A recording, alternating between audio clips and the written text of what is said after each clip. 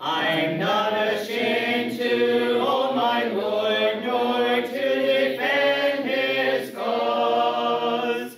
Maintain the honors of his word, the glory of his cross. Morning, everyone. As Jeremy said, we just one question left in Jude. I thought we'd get through it last week, but we didn't. Jude, verse 1 and 2. Remember, we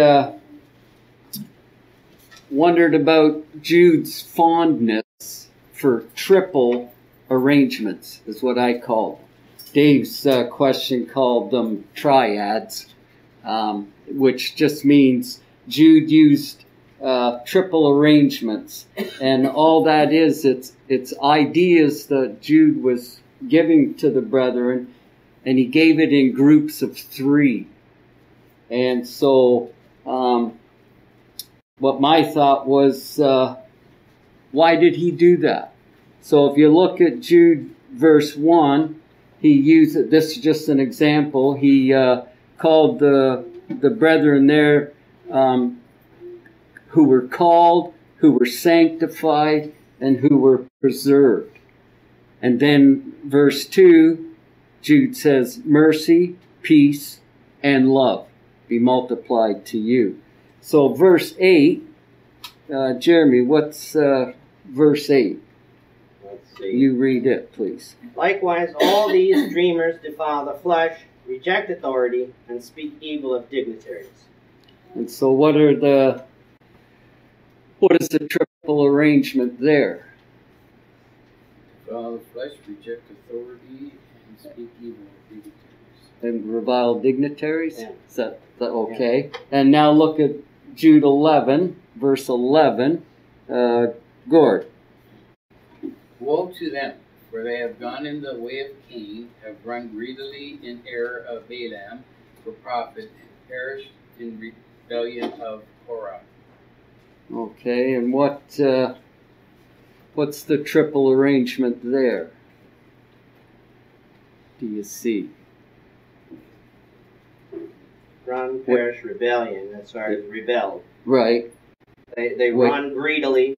They perish. Or sorry, they run greedily. I forgot one. They're gone in the way of Cain. Right. Run greedily and perish in rebellion. Right, and rushed into the error of Balaam. Okay, and verse 16. Kala? Verse 16. These are murmurers, complainers, walking after their own lusts, and their mouths speaking great swelling words, having men's persons in admiration because of advantage. Okay, what's Jude's triple arrangement there? What is Jeff? They grumble and complain. Right. Their lusts. They speak great swelling words, and they flatter others for advantage.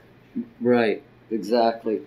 And verse 19, 19, Sandra. Oh, wait a minute.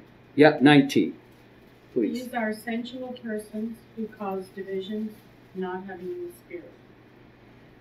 Okay, and what's the group of 3 there? Divisions, yeah. Not having the Spirit, and sensual persons. Oh, okay, the worldly minded. Yes. Same idea. Okay, and verse 4. Verse 4 I picked out is now Enoch, the 7th from Adam, prophesied about these also, saying, oh, wait a minute, verse 4, that was 14. Verse 4, for certain men have crept in unnoticed, who long ago were marked out for this condemnation, ungodly men, who turn the grace of God into lewdness and deny the only Lord and God, Jesus Christ. So that one was ungodly men, turning the grace of God into lewdness, deniers of Christ. So the thought was, why you don't see this in many of the letters. Peter did a little bit, but why do you think Jude is so specific in doing this? Jared? Well, we do this when we want to emphasize the point we have.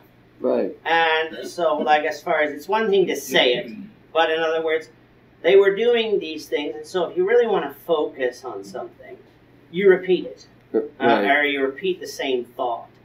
And so when speakers do this all the time, they repeat things when they want the audience to pay attention to what they're saying.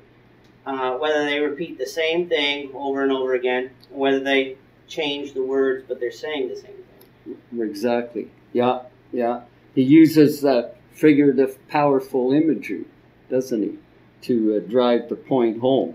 And he's wanting them, remember, in the whole book, was to be aware that these false prophets, these false teachers, are destroying your souls. And so he emphasizes that continually through the book.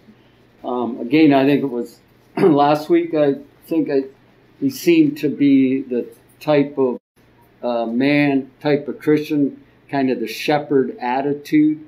He was worried about these brethren, and he was showing a loving care for them and warning them in this manner. I'm not ashamed to own my Lord.